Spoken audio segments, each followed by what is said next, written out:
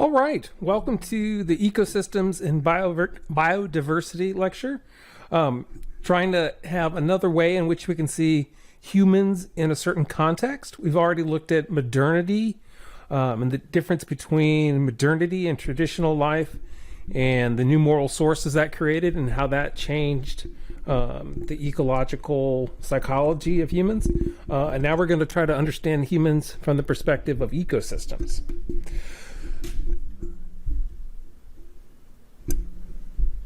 Okay, so here's our lecture. A key point I'm going to make is we can use ecosystems to talk about biological or scientific ecosystems. That is in a narrow, more precise way. But the language of ecosystems, I think, and the conceptual tools it provides are also helpful for more broader application. So there's the biological versus the conceptual understanding of ecosystems. We'll also talk about biodiversity, the Extinction Crisis, and then do some applications at the end. Okay, so if we want to define an ecosystem, I give two options here. One, the unit of interdependent organisms sharing the same habitat. Or two, a system formed by the interaction of a community of organisms with their physical environment. So I like the second one because it highlights the way in which ecosystems are both both biotic, have both biotic elements and abiotic elements. In other words, there's living stuff and non-living stuff that's interacting. And in fact, it's in the interaction between those that the environment oftentimes gets fully created. So it's not as if you just sprinkle some organisms in an environment and they interact. They're bringing about the environment as well. Okay, then we'll talk about some specific types, give some examples. I want you to pay particular attention to the idea of circular causality, and then we'll run through some key features. So if we want to talk about the major ecosystems we see on the planet, we can divide those into aquatic and terrestrial. And for aquatic, we have freshwater, marine, and estuaries. Estuaries are where rivers are feeding into oceans, and they tend to be very productive, interesting kind of ecosystems. Then on land or terrestrial, we have forest, grassland, desert, and tundra. This might seem a little bit of a stretch, but one thing that's neat about ecosystems is they're kind of at war with each other. So forests oftentimes are trying to take over grasslands, and grasslands are trying to take over forests. And obviously they're not actually trying to do that, but you can see tension on the borders between different areas. So, and then the key determinants that make these areas such as they are: geology, in other words, the basic shape of the land or how deep the ocean is at a certain spot. Temperature and precipitation are all real crucial determinants. And then just an aside, ecosystems, though, can be a lot smaller. And an ecosystem, if you go back to that original definition, organisms interacting in an environment, there are many parts on your body that are ecosystems. So your foot has certain bacteria living there. Your gut has certain bacteria. Your ear, all over your body, there's different things going on. And there's many, many microbes that live on a human body. And some of them are, like in the gut, are integrated pretty closely into our functioning, such that it's kind of hard to draw a line between what's part of the human body and what's not. Okay. So some ecosystems are more productive than others. So oftentimes the transition zones between water and land are very productive. In other words, they have a wide variety of species. So here, this is from a British Columbia website. But the upland, subtidal, intertidal, and then subtidal would all have different ecosystems. And this intertidal land, where it's getting covered and uncovered based on the tide, is very productive. Lots of exciting stuff going on there. In the rainforest, you can note that one of the reasons rainforests are productive is because they're so tall, they have different ecosystems at different levels of the rainforest. And we'll talk more about rainforests in a bit. All right, so ecosystems are defined by their food pyramids or food webs. I think this is a situation where you kind of need both metaphors. There's a web, there's a pyramid in that smaller stuff gets eaten by larger stuff, and it's a way of getting the energy from the sun to funnel up to what would be called your apex predators or your top of the food chain. But if you look at it from another perspective, it's a lot more complicated than a pyramid. There's different kinds of lines going in different kinds of directions. So, for example, even if you're at the top of the pyramid, you're still going to have microbes living on you and other things. So the webs suggest that it's very complex and interactive. Okay, the other thing to think about, as I mentioned this before, but ecosystems produce their own environments. So it's kind of this funky self-causal kind of thing. So if you take soil as a good example, soil itself is not just dirt. It doesn't just come pre-made from Walmart. It's produced by earthworms and other creatures processing bits of organic matter that come from larger animals or smaller animals. But that soil is a product of the animals living in the soil. So if you try to find a starting spot for this, you're going to be out of luck in that everything feeds on everything else. All right, are ecosystems resilient or fragile? Well, they're both. They're resilient to a lot of different insults or different perturbations, but there's some things that can really knock them for a loop.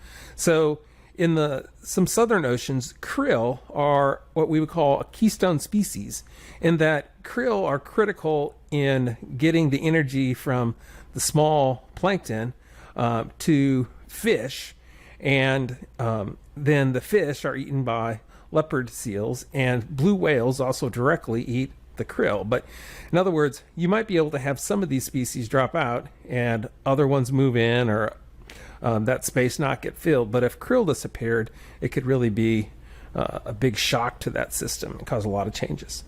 All right, and then it's useful to just recognize that even like a virus has an ecosystem. It's more complex. So if you think about something like malaria, or this is a different bug, but there's the cycle that occurs inside like a mosquito, and then there's the way that mosquitoes are influenced by the amount of water that's available for them to breed in, and that influences whether or not they infect cattle and other larger animals by getting their blood, and then there's some spillover to humans. But the point here is that the parasites or viruses can operate within an organism, but then they have this interaction in the wider wider environment, so it's more complex. So to take the coronavirus, for example, at least one of the bets right now is what happened was the coronavirus emerged in nature in bats in China. Bats were brought to what's called a wet market, where animals are sold. And these are animals that are typically, or oftentimes a lot of them, are caught in the wild, and they may even be brought in living and killed right there in the market. And so you got humans and blood in close proximity. That's when a virus can jump, and it jumps from a mammal to a human. So humans are also part of the virus's ecosystem. And so you can see it gets pretty complex in that the virus knows how to operate, so to speak, to interweave all these different things together. Okay, so some details on ecosystems, some key features: they're evolved, and that by that we mean that the species in them have co-evolved together. So to give you just a quick idea of why that's important, if you look on the Earth today, there's only one continent where you have a lot of large fauna, in other words, large animals, still in large numbers, and that's in Africa. That's because humans originated in Africa.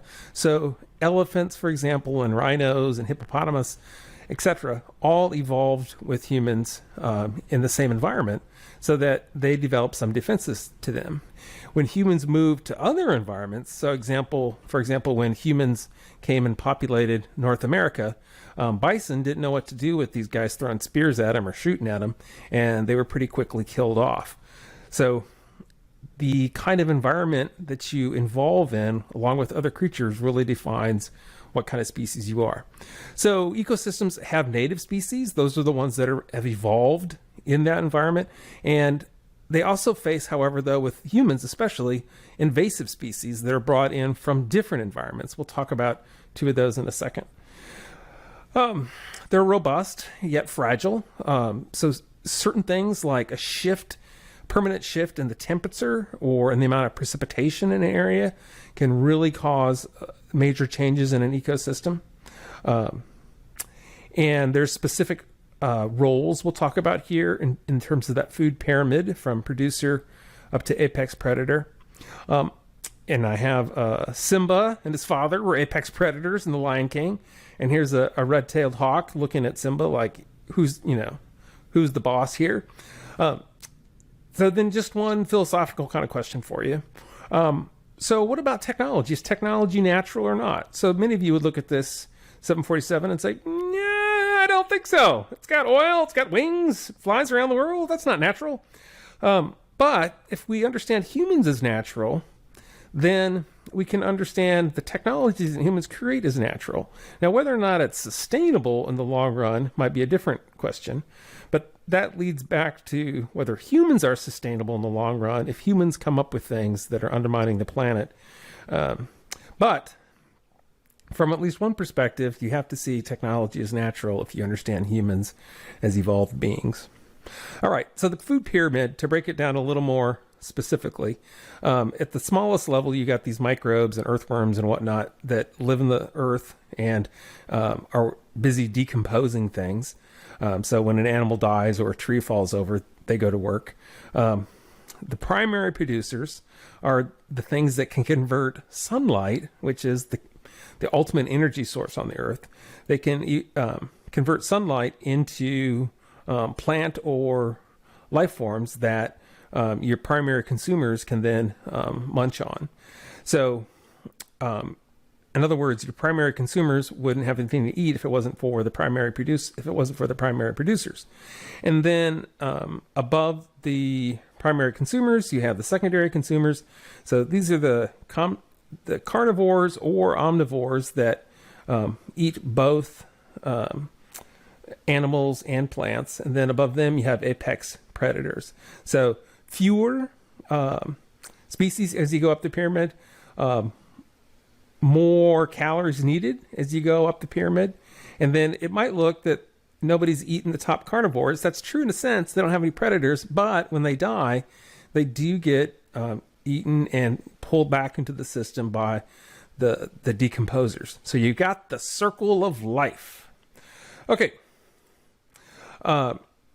So part 2, ecosystems as conceptual or philosophical. If you understand ecology, that inspires a certain type of systems thinking where you see the world differently. And so some hallmarks of that view is you see the world made of processes, that it's dynamic as opposed to just stuff, that it's networked so that there's these relational webs of food, for example, and it's recursive. So you have systems within systems. So just to pull up one of these and point to an example, if you've ever seen the Chinese finger trap, it's something that looks like it's just a cylinder, but people find out when you put your fingers in and try to pull your fingers out, you get stuck.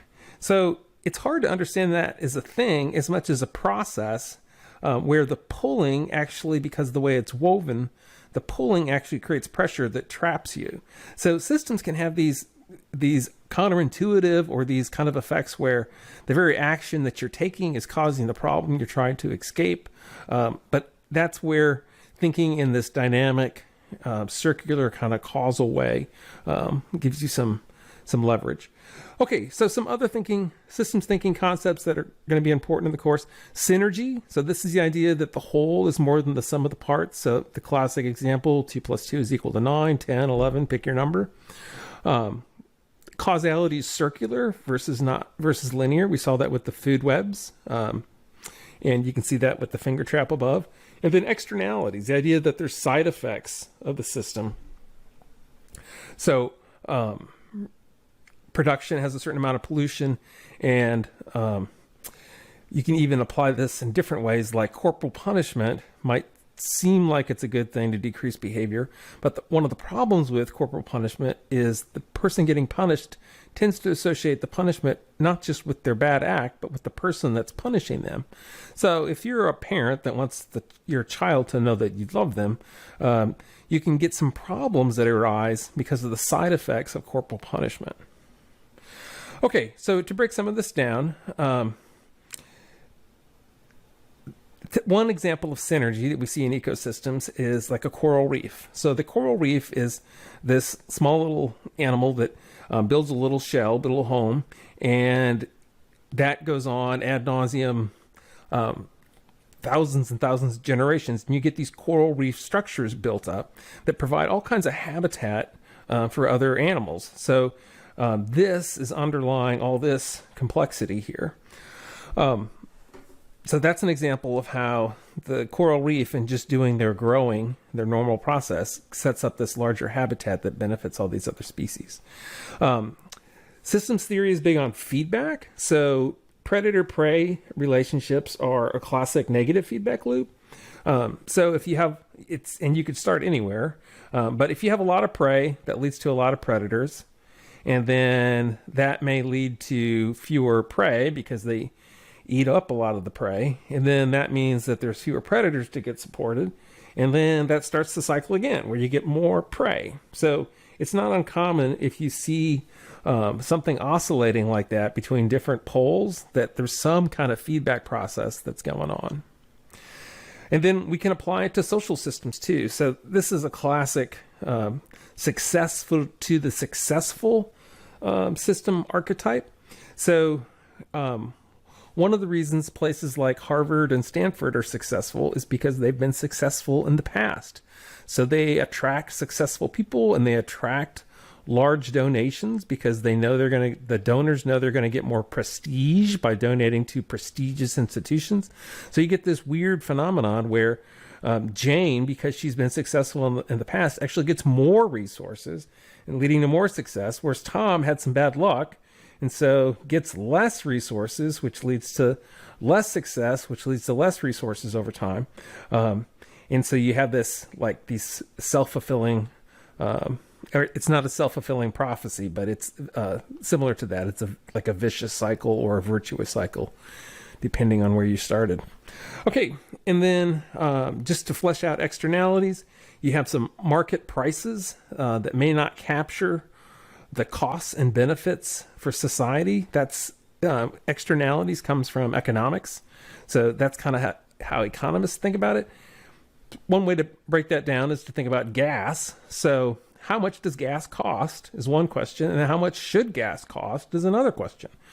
So what I mean by that is, are we paying the full cost of what it takes to consume gasoline? And I and many others would argue no. It should cost a lot more to reflect the damage that's done to the environment.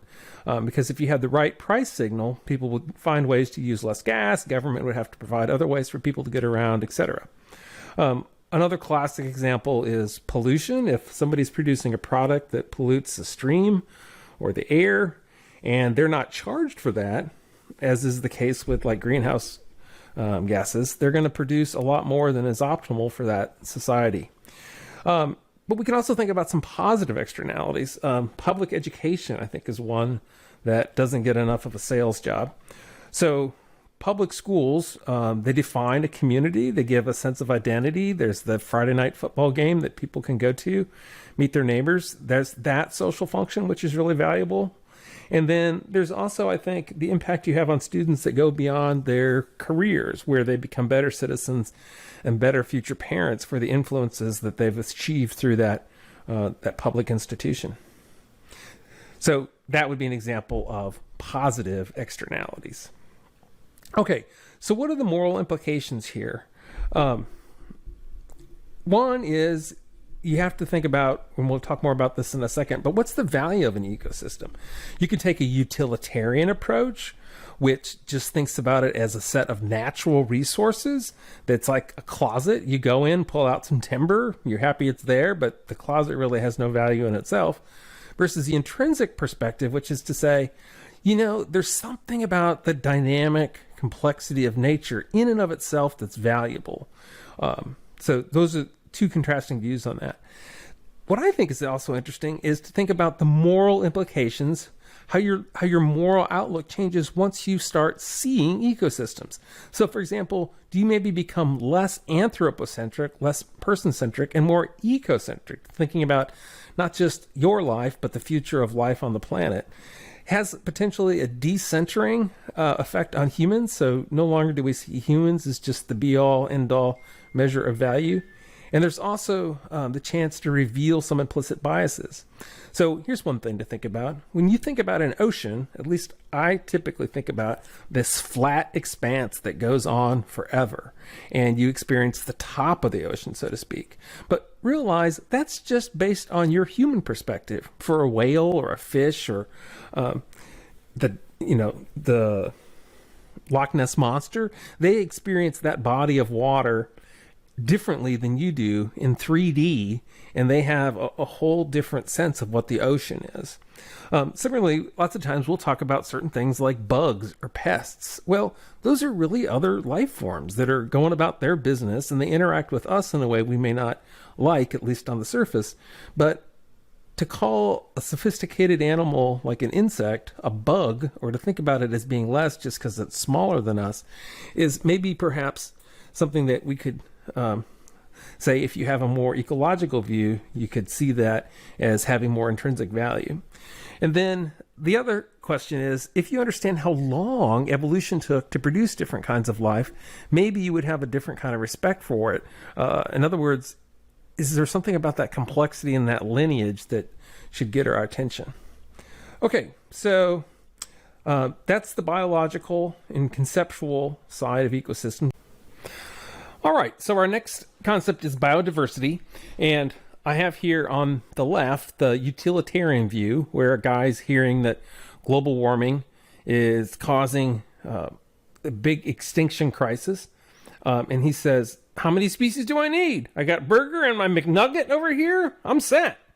So this might be the anthropocentric or the shallow ecology perspective, but this is just amazes me. Like if you just look at this slide that outlines or represents some of the variety of beetles that we find on the planet, there might be another way of looking at the world and ecosystems where this kind of diversity of species has value. One where, so we're no longer just focused on humans, so we have a more ecocentric view, or what some have called a deep ecology, where you're not just looking at the natural resources that we can extract from nature, but the inherent potential or value of nature and that diversity. So how do we do that? Okay, so first off, we can understand biodiversity as the interconnected variety of species and different forms of life on Earth. So it's taking all the ecosystems together and adding up all that biodiversity. Can we place a value on that? So some issues to consider. Maybe the moral significance of it isn't presently clear, much like the moral significance of slavery wasn't seen as a problem some 200 years ago. So relatively recently, people were pretty much down with slavery. It's only in more recent time that we've seen that that's clearly a problem. So might 200 years from now, we have developed morally in a way where we can really see the benefits of biodiversity. Second point, should nature get some kind of value from understanding from an evolutionary perspective just how long it took for certain things to come into being? So I'm thinking about here, like you worked on a model for days and days, some kind of Lego thing or something, and then your brother in a fit of stupidity comes in and just knocks it all down, and the feeling you have. So in other words, maybe if we can get people to really recognize how long it took for things to come into being, that would change how we value them. We might appeal to the possible applications we could get from nature. So not just timber per se, but like appreciating that different species have brought into being different sets of chemicals and whatnot that may have, say, medical benefits. Or one of the approaches that people are exploring now is trying to look at intact ecologies and to try to capture the dollar value that those intact ecologies provide. Okay, so just as an example here, this is a nice slide that kind of gives you some ways of thinking about the different kinds of value that biodiversity delivers. One vector here is thinking about genetic diversity. It would be handy to have some backup genes for different kinds of crops and livestock if we have some kind of cataclysmic event that kills off some of those. Certainly nature gives us things to watch and enjoy and can have an effect that's relaxing. You can think about different kinds of biotic interactions where certain kinds of bugs prey on the kinds of pests that undermine crop health. You can also think of biodiversity as kind of a metric to measure the health of different ecosystems. So this is just a nice representation of the variety of things that you can, ways you can try to put a value on biodiversity. Okay, particularly I'd recommend the Ecoservices valuation stuff. And that's where we try to put a price tag on intact ecosystems and the things that they provide. So for example, the clean water that an ecosystem provides, or the supply of fish that a certain fishery or body of water provides, or the kind of soil that's produced by an ecosystem that can be later used for agriculture. I'm going to outsource two great examples here I found in a video clip. If you could just pause the video here, you can either I'm trying to put this link in below, but if you don't see it, just Google Ecosystem Services by the California Academy of Sciences and start at 234 and go to 902. I'm going to have you watch a little clip on the mangrove swamps and on wetlands as a way to treat polluted water. So I'll just sit here and wait while you go watch that video and then come back. So all right, welcome back. So as you saw in the video, the ecoservices of mangroves, the key issue there is in this area that's in the zone between aquatic and terrestrial, we get these really productive mangrove groves that produce all this habitat and support a wide variety of fish and other things here. So these actually end up producing a lot of value. One thing in particular is all these fish that they produce can be harvested.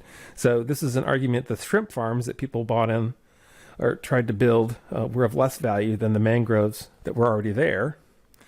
And then New York City found that it would be cheaper to spend a lot of money on developing a wetland that could clean the water compared to a plant that would do it with chemicals and whatnot, but that would have to be maintained over time. So $1 billion might sound like a lot of money to you, but really, if you think about it, no, it's a lot of money, but it's less than $6 billion. Plus, you get cool things like squirrels. Actually, that might be a small beaver. I don't know. Let me know what you think. But anyway, wetlands can offer specific services like cleaning water, purifying water. Okay. So that's biodiversity. On to the extinction crisis. All right, the extinction crisis. So Elizabeth Colbert and others argue that we are in the 6th great extinction crisis of life on Earth. So you probably have heard about these things called dinosaurs. They went extinct in a great extinction crisis. And other extinction crises have happened, but now we're in another one, and this one is caused by us. So the normal rate of extinction is somewhere in the neighborhood of one species every 1,000 years. We are somewhere 1,000 times or so higher than that. So people can quibble with this, but it's orders of magnitude, like 1,000 times higher than normal given the pressures that people are putting on the planet. So we'll talk about what species are at risk, turns out all of them, and we'll also talk about the forces of extinction. I'm borrowing this from E.O. Wilson, but he talks about this synergy that comes about from these different forces. They conveniently spell the name hippo, and I have a hippo here for you to represent that. We'll talk through a few of these. The big one, as you might surmise, is population, because at the end of the day, if there's more people doing stuff on the planet, it's going to cause these other things. All right, so scientists are alarmed. You may not be scared, but that's because you don't know enough. I don't know enough either, but the point is, scientists who know this most intimately are really concerned about all the species that are going to go extinct. So Edward O. Wilson, E.O. Wilson, a famous biologist at Harvard, has a book that I used to use in this class called The Future of Life. And here on the cover, this is really dramatic, I think. You see all this beautiful diversity of life. And then on the inside of the cover, it tells you how all these species are on track to go extinct. So he's making a point here, not just that, the future of animals or whatever, but it's the future of life on the planet that's at stake. He tells this compelling story of meeting this Sumatran rhino, which is on the verge of going extinct, and he said it was like meeting a real-life unicorn. So there's something about, I find scientists' view on this particularly important because they are in a position to grasp the moral gravity of the situation, and so I'm going to take my cue from them about how important it is. So this graph has different classes of species, so like bony fish, birds, down here to amphibians, and for each class of species it shows how many are at risk and how many are not at risk. So one thing you'll note is there's a lot of gray in the middle.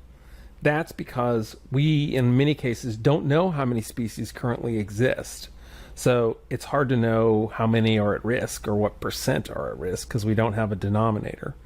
But it's pretty easy to see that all species are at risk, and some of them are extremely at risk. So corals down here, conifers, amphibians, these are all things that are at severely endangered.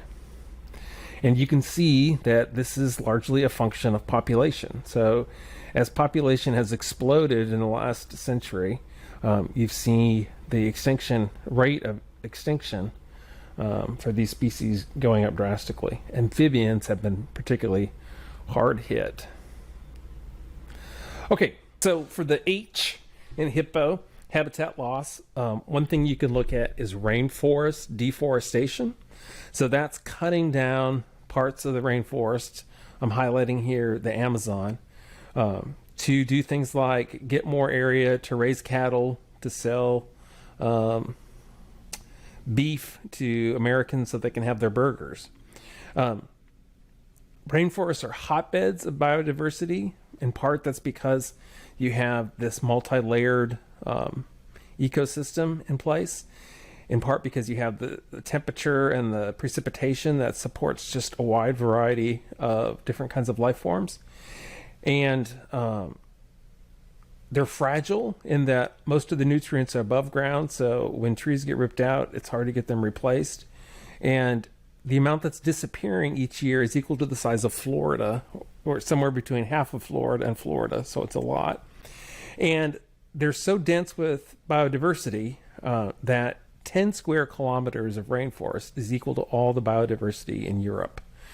And that's largely because they have not been developed like Europe and North America and other areas that have been populated for a long time.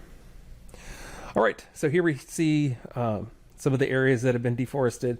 This is how it looks from the air because they come in and they chop down trees, and then they, from this main path, they cut in different areas. But once they've done this cutting in like this, all these areas are at risk of dying. And here's just a sample of the crazy variety of interesting creatures that you can find there. So it's just the richness is extraordinary.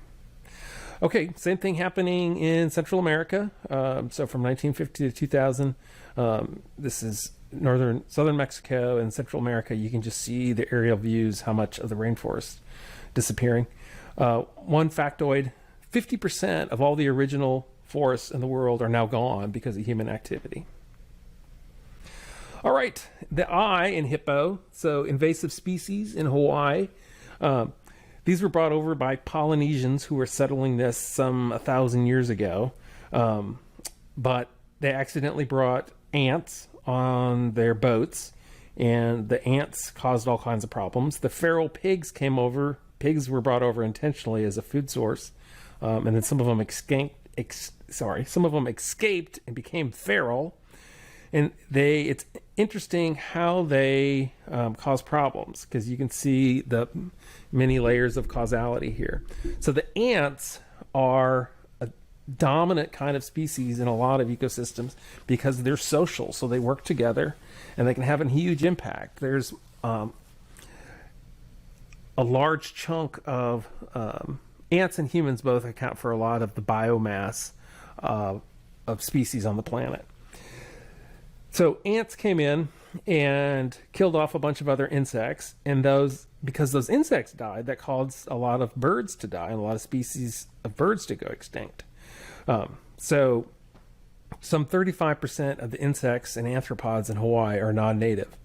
And then with the pigs, this is how the pigs did it. So the pigs like to wallow, so they dig holes, and those holes fill up with water, and then mosquitoes lay their eggs in the water, and then the mosquitoes hatch and carry malaria and bite birds, and then the birds die because of the malaria. So there's this long chain, but the essence is that these are two species that did not evolve in that ecosystem to start with, and so the ecosystem is not really able to handle them, so to speak. All right. The O in hippo, overharvesting. This is where we say, for example, fish so much that the fishery gets outfished, and the pie, the amount of the resource there shrinks. So there's this tragedy to the commons that happens when everybody, in trying to get as much as they can, gets too much, and then everybody pays. So here's just a quick table that shows many European countries are overfishing compared to what scientists say we should be doing. And even Sweden, normally seen as a fairly progressive country, is really an offender here. But then back to our hippo, population is the fundamental driver we talked about. So humans and extinctions both track pretty closely. As human population has exploded, extinctions have gone up as well. It's important to remember these insults, these forces are synergistic, so they work together. So here's an example, a famous picture from one of the California fires in recent years. You have two elk sitting there wondering, there goes the neighborhood. But global warming has affected rain patterns, and it has made the timber a lot more likely to burn. In general, because it's drier and it's sitting at a higher temperature. There's more people, so more habitat has been lost that way, and people are living closer to living within forests. So when they do things like have a gender reveal party and set off fireworks that catch a whole forest on fire, problems ensue. So you can call these natural disasters, but really they're fairly predictable disasters that come about from having too many people in fragile ecosystems. So just a quick aside here to bring it back to an earlier concept in the course. We can see potentially human values driving some of this.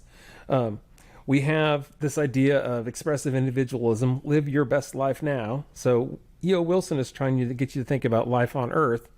Many folks are trying to get you to think about what you can get to make your life as rich and meaningful as possible. And then utilitarian individualism has led to all kinds of crazy interventions at scale. So here is an oil platform that is getting dragged out to sea. We, as a people on the planet, burn something like 80 million barrels of oil a day. So you can imagine, in our desire to want to be zipping around in our cars and being free, that can have a huge impact on the planet. All right, so that was the Extinction Crisis. Now on to some applied ecological thinking. So an ecological approach and a systems theory approach are terms that I use interchangeably. They are in contrast to what I would call the reductionistic approach, where you're trying to just focus on narrow mechanics and not think about wider effects, and the instrumental or utilitarian approach, where you have a very narrow focus and purpose. So let's look at global warming, police violence, and then I have a little bonus section on systems theory. Okay, so in terms of the ecological or systems theory approach, recall that systems theory has us understand things as dynamic, networked, and recursive. And we can apply that to global warming. So, for example, thinking more broadly about greenhouse gases, let's think about the political economy. So not just the economy, but the politics that shape the economy. And think about who benefits and why is change hard. So I would suggest that oil and gas companies are standing to benefit from the current system. Oil and gas executives are standing to benefit from that. And so it's not as if we, the people, necessarily want to stick with oil and gas as our main forms of energy, but there are certain individuals that have access to certain politicians that really are benefiting from the current state of affairs. So stepping back to that level helps. I also think it's helpful to step back and think about what's the ideology that's driving individual people and how they think about different kinds of threats. And so I think there's a evolved tendency for some folks to be more threatened by coalitional threats, like threats from outsiders or outgroups, and certain threats that are more abstract, like rising temperatures, don't register as well. So what does that mean for how we should convince people? And then we have these evolved brains where we have kind of a short horizon that we look at, and we may not see the full long-term implication. So I think in this sense, trying to understand, stepping back from greenhouse gases and trying to understand how humans are processing this information and what systems we find ourselves in is helpful. Just to mention here quick, later in the course we'll do swing dancing as kind of a metaphor for an ecosystem approach or a systems theory approach. And we'll look at agriculture and city design as some other areas. Okay, so why police violence? Let's consider this. There is a history of redlining in our country. In other words, certain areas that had higher minority populations were designated as unstable and didn't receive loans for home building and home construction. That led to these concentrations of poverty and a lack of jobs and white flight to the suburbs, gun laws that make guns more prevalent so that police are more scared of people, a small government ideology that really resists trying to spend money on helping people overcome barriers. If you think back to the promise that Grant made to recently freed African Americans of 40 acres and a mule that was later taken back, we still have not dealt with the legacy of slavery in the country in terms of the resources that people have. So just to pause, we can look at the police and say, hey, don't be violent towards African Americans, but it's likely that they are just the canary in the coal mine for a much larger set of problems that we as a country are responsible for. That's not to let anybody off the hook, but it's just to say when you have all these larger forces at work causing poverty and inequity, it's not surprising you're going to get different kinds of problems. Then specifically thinking about the way police interact with other people, From an evolutionary perspective, there's a strong reason to believe that this in-group, out-group thing is going to kick in, where police see themselves differently than other people. There's lots of evidence suggests men behave in this way, where they identify as being part of a coalition that has to take steps to protect themselves or to dominate other groups. Especially see that when they're armed. And then on the other side, you can see young men that are living in areas where there's few job opportunities and they feel like they have little to lose, might act rashly in certain situations, and might take risks in certain ways that make it more likely they'll come in contact with law enforcement. So this is not to throw anybody under the bus or to take a side, but it's just to say, let's step back from the individuals involved and see what larger forces are setting us up for problems. Okay, then the systems theory bonus section. Just want to give you a little flavor of what some different approaches of systems theory are out there. So remember, these are the principles: reality is dynamic, network, and recursive.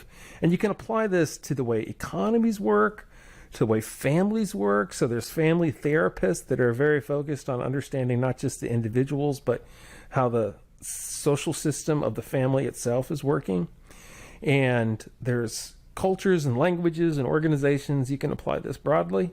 This is an old example, but the Gaia hypothesis was trying to understand the Earth itself as a living thing. And this guy, James Lovelock, had the Gaia hypothesis, and he had this modeling he did that suggested the Earth itself, with just two species, black and white daisies, could regulate and maintain a certain temperature, even if the temperature coming from the sun varied quite a bit. So upshot here is there's this idea of using self-regulation and feedback loops as a way to explain homeostasis or maintaining a certain temperature, and the idea of looking at certain things as having living properties, even the Earth itself. Then Gregory Bateson was one of my favorites in this theme. He had this effort to find the pattern that connects. So he wanted to locate human thought in ecology. He saw these parallels between mind and nature. He saw mind as something that was emergent in nature, and yet because it was so novel, it could have these different potential pathologies or destructive things. So one thing he's talked about, which I kind of talk about, is reductive thinking or instrumental thinking. If consciousness narrows your attention to those things that are just of immediate value, we may find ourselves acting in ways that lack wisdom because we're just focused on these narrow outcomes, and we may not realize the systemic implications of what we're doing.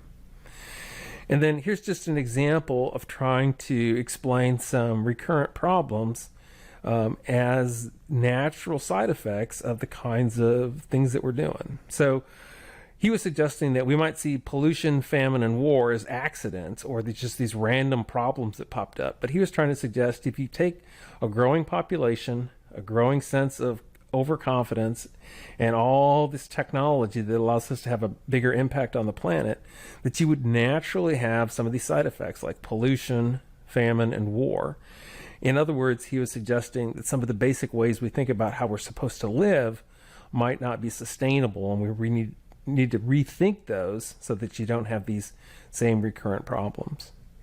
Okay, that's your lecture on ecosystems. I hope you enjoyed it. Thanks for paying attention, and good night.